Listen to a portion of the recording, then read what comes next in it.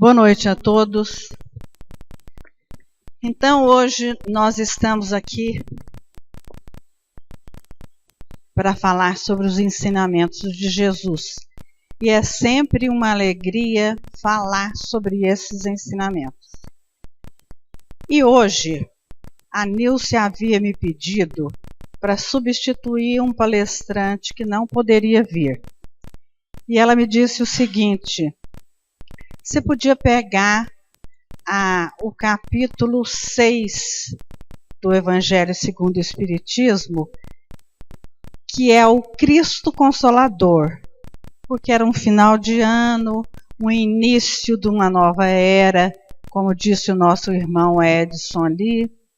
Então, eu acho que é bom mesmo falar sobre o Cristo Consolador. O capítulo tem este nome, mas o item é: meu jugo é suave e meu fardo é leve. Nós vamos falar sobre os dois primeiros itens, que é o 1 e o 2. O Kardec pegou do Evangelho de São Mateus, capítulo 11, versículo 28, 29 e 30, a fala de Jesus, e trouxe para o Evangelho, onde ele nos esclareceu sobre essa citação bíblica. Então, Jesus fala assim. Antes, eu queria pedir para todos, hoje tem pouca gente aqui, viajaram muitos, né? Mas tem muito espírito aí, então tá cheio o auditório. Eu queria falar para quem não é espírita, que nem lembrasse que não é. E o espírita também não.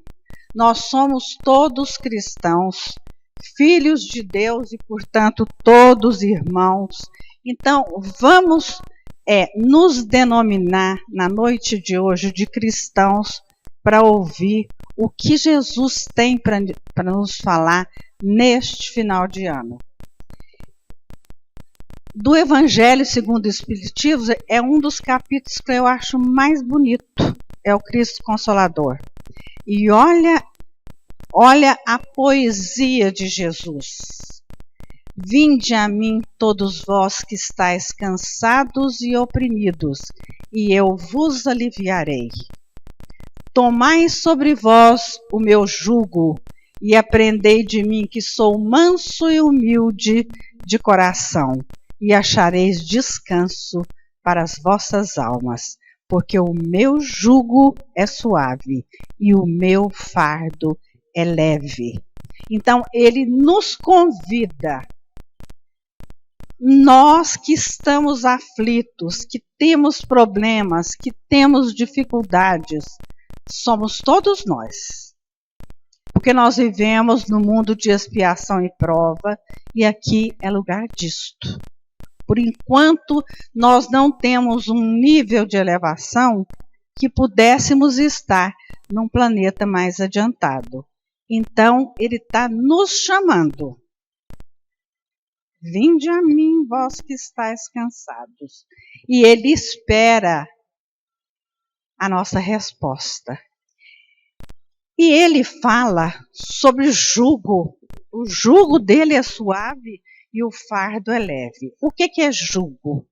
Quem morou numa fazenda sabe com facilidade o que é o jugo. É aquela madeira colocada no pescoço dos animais. É uma peça feita de madeira que pode ser chamada de canga ou junta de bois, que é para unir os dois bois ou mais, para eles puxarem a carroça para o mesmo local, para eles não saírem do caminho. Então, eles têm aquilo ali. Eles têm um jugo que junta os dois. No sentido figurado, é submissão nossa, obediência, autoridade, domínio e opressão. E quando Jesus falou isso, ele falou para os judeus daquela época, que estavam sobre o domínio de Roma, que era um jugo pesado. Então, ele chamou para que viesse para ele e trocasse de jugo, porque o dele era mais leve. Mas isso, 2000 anos atrás, hoje ainda é atual, é muito atual. E ele nos chama. Opressão também é sentida por uma pessoa quando ela está dominada pelos próprios problemas, dificuldades, doenças. Então, ela está subjugada por uma coisa muito difícil. E o que Jesus está falando é o seguinte: se vocês vierem para mim, o seu jugo vai ficar suave e o fardo vai ficar leve. E o que é fardo? É a carga que a gente carrega, é o peso, é o volume. No sentido figurado, são os nossos encargos, as nossas tribulações e dificuldades. Fardo, ele falou que então era para a gente trocar, vir a ele, e o jugo dele é a lei divina. Então ela é suave. E o fardo que nós vamos carregar, ele falou que ele nos aliviaria e que o fardo dele seria muito mais leve do que sem ele. E aí, eu vou utilizar o exemplo de uma palestrante espírita que eu acho que muita gente deve conhecer, que é a Anete Guimarães. Então, ela usa um exemplo de quando ela estudava, fazia universidade, e todos sabiam que ela fazia palestras, ela era espírita, acreditava em Deus, acreditava em Jesus e nas palavras dele. Então, teve um grupo de alunos que falou para ela assim, por uma discussão que teve na sala, eles falaram para ela o seguinte: eu não acredito nessas palavras de Jesus. Jesus é uma invenção da igreja. E o que está escrito sobre ele também é invenção da igreja. E ela conversou com eles e eles falaram assim: olha, eu te peço desculpa, se você puder provar para nós, que puder provar cientificamente uma frase de Jesus. E a frase era essa. Eu acho que ela quis discutir com eles e eles falaram para ela: você já está correndo da raia. Ela falou: não, eu vou aceitar. E ela aceitou. Ele falou: você tem 30 dias para nos dar a resposta que nós queremos, de provar que essa frase, o meu jugo é suave e o meu fardo é leve. Então eu quero que você prova que o fardo, o peso que a gente carrega na vida com Jesus fica mais leve. Mas eu não quero nada místico, nada que tenha nos seus livros que vocês estudam. Eu quero que a ciência prove isso. E ela chegou na 3ª semana, ela ainda não tinha descoberto nada. E tinha uma campanha na universidade, uns a favor dela, outros contra, e aqueles que eram a favor rezando na igreja católica, na evangélica, nos centros, para que ela tivesse a resposta para dar para eles, né? E aí ela foi assistir uma aula de farmacologia e o professor ia falar sobre analgesia.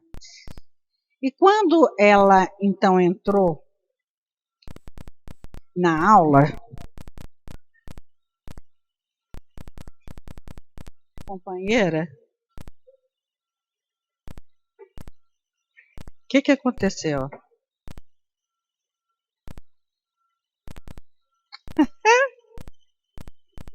Bom demais, né? Obrigado. Adorou. Não, eu vou passar aqui. Então, ela foi assistir uma aula e o professor estava falando sobre a analgesia. E ele falou: antes de falar sobre a analgesia, eu preciso falar sobre a dor.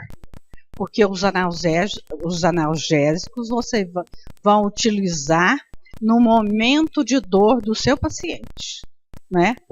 Aí então ele foi falar da dor e ele falou que ela era uma agressão sofrida pelo organismo quando estimulado por determinado agente nocivo, podendo comprometer e até matar as células. E falou, olha aqui, em suma, dor é um alarme do corpo que te fala, o seu comportamento está errado. E isso está te agredindo, agride o seu organismo. Então, é sinal de que um comportamento nosso, a dor, que foi adotado por nós, é prejudicial à nossa integridade física ou moral. Então, ele explicou o que era a dor e falou todas as vezes que nós temos dor, ali no local da dor, células morrem. Se eu estou com dor de cabeça, na cabeça vão morrer células. Então, aí, com a morte das células, o cérebro é avisado, nós sentimos dor e falamos, alguma coisa não está correta. E vamos correr atrás do que não está correto para mudar o nosso comportamento. Então, ele explicou isso daí. E aí, ele falou que a ciência agora comprovava que nós temos, numa parte do cérebro, um portão que chama portão de controle da dor. Que quando esse portão está mais aberto, nós sentimos mais dor. Quando o portão está mais fechado, nós sentimos menos dor. E esse portão controla a dor. Agora, como que esse portão controla a dor? Aqui, quando o professor já estava nessa altura, ela sabia já o que ela ia voltar e falar para os alunos. E nós também agora vamos saber. Então, esse portão faz o controle da dor no nosso organismo. Ou nós sentimos mais dor, ou nós sentimos menos dor. Agora, a intensidade da dor que a gente sente é diferente de pessoas para pessoa? Ou não é diferente e aquela pessoa que sente mais dor é mais mole? Não, Minelli disse que não. Então, não mesmo. Cada pessoa sente a dor de uma forma diferente. Então, a gente costuma falar, ela faz alarde demais, porque está com dor, ela grita, mas é porque, às vezes, a intensidade da dor que ela sente, com a mesma lesão que nós também sofremos, nós sentimos uma quantidade de dor e ela sente muito mais. Isso depende do portão dela e do meu, está mais aberto ou mais fechado. Então, vamos seguir para a gente entender. Nós temos uma parte no cérebro chamada de sistema analgésico central. E lá, esse sistema, ele produz a encefalina e a endorfina, que são analgésicos naturais que o organismo libera para a gente sentir menos dor. É natural no organismo. E às vezes nós não precisamos tomar nenhuma medicação. Então, esse sistema lá é que regula. Agora, como é que lá ele produz mais ou menos endorfina? Tá chato esse pedaço, mas é para a gente entender, viu? Nós temos uma classificação no cérebro em 3 partes. A primeira parte é o arqueocórtex. Quando a gente estuda a evolução do ser humano, ele passa por diversos reinos, não passa? O humano passa por diversos reinos até chegar no hominal, como nós chamamos na doutrina espírita. Então, o cérebro do réptil é só esse, o arqueocórtex, que significa cérebro antigo, velho. Depois tem o paleocórtex, que também é primitivo, que já está nos mamíferos. E, por último, em nós, homens, nós temos o neocórtex, que é o cérebro novo. É a parte nova do cérebro, que é todo o resto do cérebro. A maior parte dele está colocada em nós. Então, na nossa evolução, o nosso corpo muda e o nosso cérebro também. E aqui, no arqueocórtex, que é a parte primitiva, nesse e no paleocórtex, nós vamos chamar tudo de arqueocórtex. Nós temos os mecanismos instintivos ligados à preservação do indivíduo e da espécie.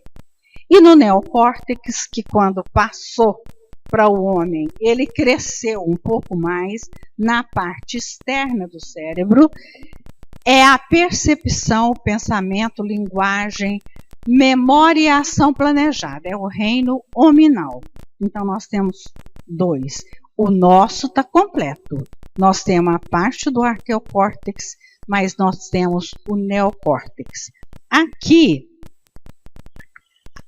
quando nós temos uma maior atividade no neocórtex, que é no cérebro superior, quando nós temos uma atividade elétrica mais lá, quando nós estamos amando, quando nós estamos fazendo uma palestra, quando nós estamos ouvindo uma palestra, quando nós estamos fazendo caridade, quando nós estamos compondo uma música, a atividade elétrica está grande no neocórtex. Quando ela fica grande no neocórtex, ela inibe a atividade do arqueocórtex, que é a parte do cérebro velha do animal. Ela inibe e ela libera. Inibindo, libera a ação do sistema analgésico e ele produz mais endorfinas e encefalinas. E aí o portão fecha e nós sentimos menos dor. Mas quando a nossa atividade é no arqueocórtex, nós vamos ficar com raiva no trânsito e nós vamos xingar. Então, a minha atividade naquela hora está mais no arqueocórtex. Quando ela está lá, ela inibe a ação do sistema central, analgésico central, e ela não fabrica endorfina. Eu sinto dor, porque o portão abre. Agora, qual que é a diferença entre o arqueocórtex e o neocórtex? No arqueocórtex é a vida do animal. O animal sente medo, o homem também sente. É lá no arqueocórtex. Ele tem dor, o homem também tem. É lá no arqueocórtex. Mas, se eu vou fazer caridade, o animal não faz caridade. Ele não tem o arqueocórtex. Eu estou trabalhando no neocórtex. Todas as vezes que nós estamos estudando, ela ali falou que ela está fazendo o ESD. O ESD é o nosso estudo da doutrina espírita. Toda vez que ela está lá na sala, a atividade dela é maior no neocórtex.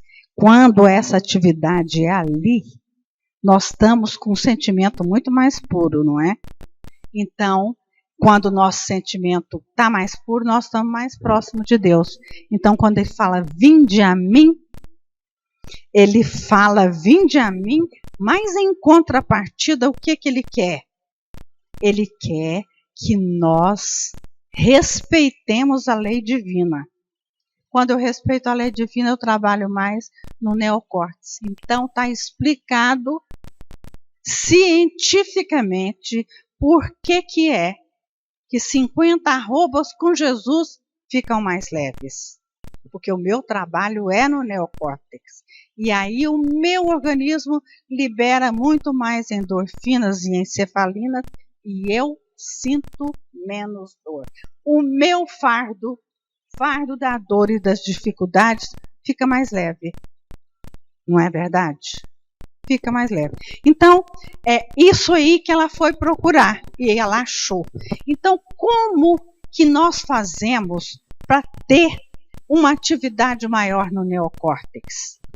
O Kardec perguntou para os espíritos o seguinte: qual o tipo mais perfeito que Deus ofereceu ao homem para lhe servir de guia e modelo? Para que nós estivéssemos sempre num caminho evolutivo e de progresso. E os espíritos responderam: Jesus. Então pronto, é simples. Quando ele fala, vinde a mim, nós temos que ir. Agora, ele impõe uma condição. É que a gente adote e respeite a lei divina. E sabe o que é essa lei divina? Amor e caridade. Então pronto, não é difícil assim. Não é? E nós temos que andar por esse caminho. E a dor moral?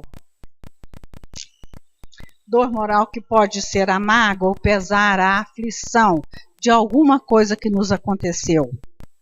O sistema analgésico ou opioide é ativado durante a rejeição social. Esse médico, Davi, da Universidade de Michigan, nos Estados Unidos, ele fez uma pesquisa o seguinte: ele pegou um grupo de adultos e colocou numa máquina especial que fazia fotos do cérebro. E mostrou para eles algumas fotografias e falou para ele: escolhe uma com quem você acha que você podia namorar. Então, tipo aquele site de namoro, ele fez isso para ele, mostrou. E falou para eles: isso é só para uma pesquisa. Aí eles escolheram quem que é e foram deitar lá na máquina, já pensando naquela ou naquele, né, que eles podiam namorar. Aí, quando eles estavam lá, ele registrou a foto do cérebro, estava perfeito. E então eles falaram para ele assim: olha, essa que você quer namorar não te quer.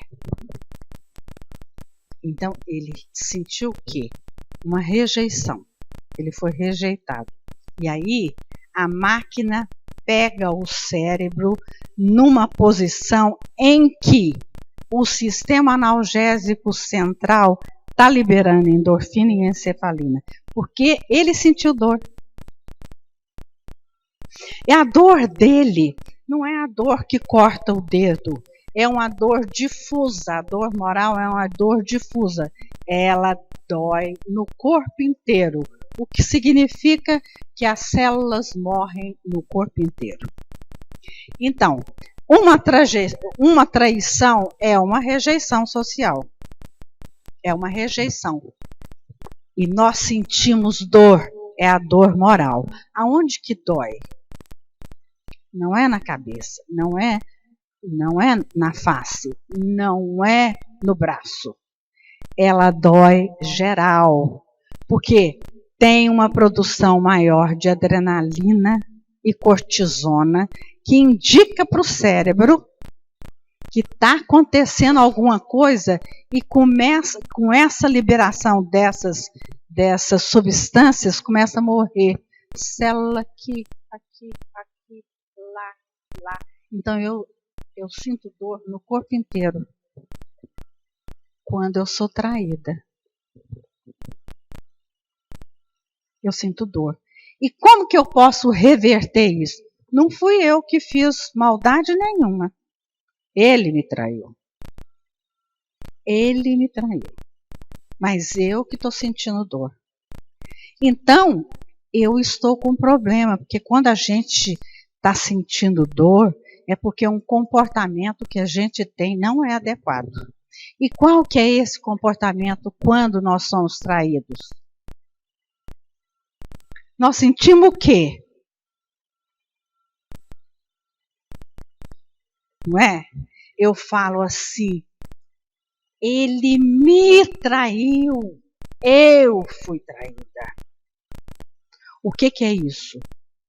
Que sentimento que eu tenho? Quando eu fui traída, podia ser a Sônia, mas eu? O que é esse sentimento?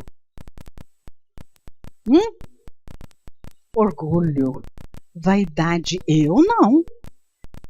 Orgulho, eu não. Pode ser ela, eu não. Então, o que dói? É o orgulho. O orgulho dói quando eu sou traída. Porque nós não devíamos sentir nada. Eu posso sentir tristeza se eu amo. Mas quando a gente ama, Jesus não nos disse que os discípulos dele eram reconhecidos por muitos se amarem. Ele sempre falou no amor, pregou o amor. Então, quando eu amo verdadeiramente, eu quero o bem da pessoa amada. Não é? Então, se ela estiver longe de mim, o que eu posso fazer? Mas eu quero, então, eu não tenho esse tipo de sentimento. Esse tipo de sentimento, quem dita é o meu orgulho. Esse me atrapalha. Esse traz a dor. E quando Jesus fala, vinde a mim, não é com orgulho. Por quê? Quando nós adotamos Jesus como nosso guia, ele não é orgulhoso, não é?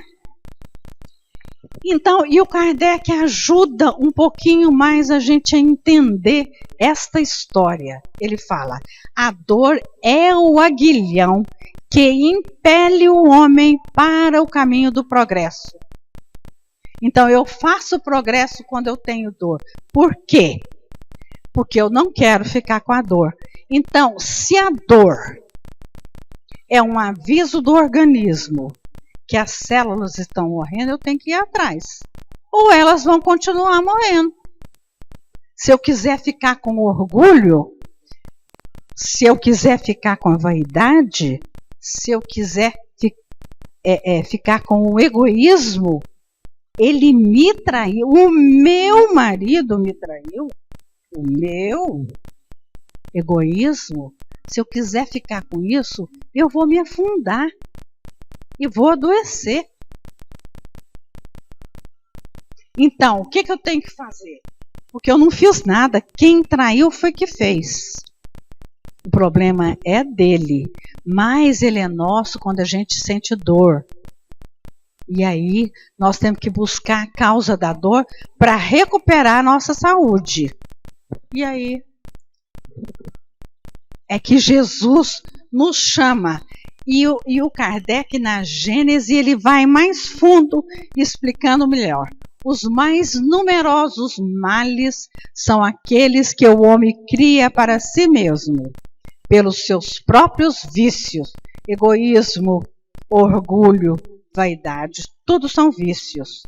O seu orgulho, seu egoísmo, sua ambição, sua cupidez, seus excessos em todas as coisas.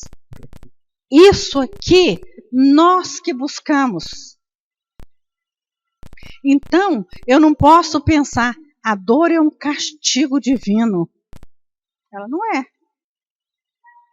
A dor é uma coisa boa que fala, olha, presta atenção, seu comportamento não é bom, muda. Não é? E a condição para a assistência que Jesus vai nos dar, quando ele fala, vinde a mim vós que estáis cansados e oprimidos, e eu vos aliviarei. É a observância da lei divina, que é o fardo. Quando ele fala, o meu fardo é leve, é a lei divina. São os ensinamentos dele, que são mais leves do que qualquer um outro fardo. Ou qualquer uma outra canga que a gente tenha.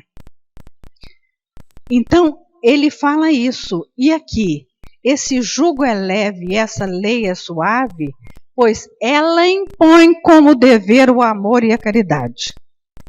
Só. Então, por isso, ele fala, vinde a mim, vós que estáis cansados e oprimidos, e eu vos aliviarei. porque ele é manso e humilde de coração. E junto com ele, nós vamos nos sentir muito melhores.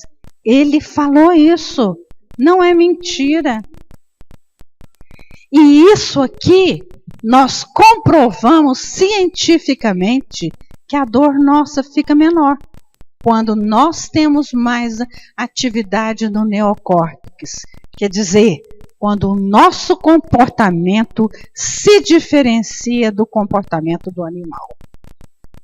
Enquanto nós estamos parecidos com o animal, nós temos atividades em outro local e o portão da dor nosso escancara e a gente sente dor. E aí, mais na frente um pouquinho, e para terminar, mais na frente do mesmo capítulo, no item 7, Jesus fala o seguinte: sou o grande médico das almas e venho trazer-vos o remédio que vos há de curar. Os fracos, os sofredores e os enfermos são os meus filhos prediletos, porque quem precisa de médico é o doente. Então, por isso que ele fala predileto, quer dizer, necessita mais do amparo dele. Venho salvá-los. Vinde, pois, a mim, vós que sofreis e vos achais oprimidos, e sereis aliviados e consolados. Isso é uma coisa maravilhosa para que nós possamos receber o ano de 2017, sabendo que nós não estamos sozinhos. Que nós temos ao nosso lado e nos esperando o Cristo Consolador. Ele que quer o nosso bem, Ele que nos ama, Ele que nos respeita, a todos.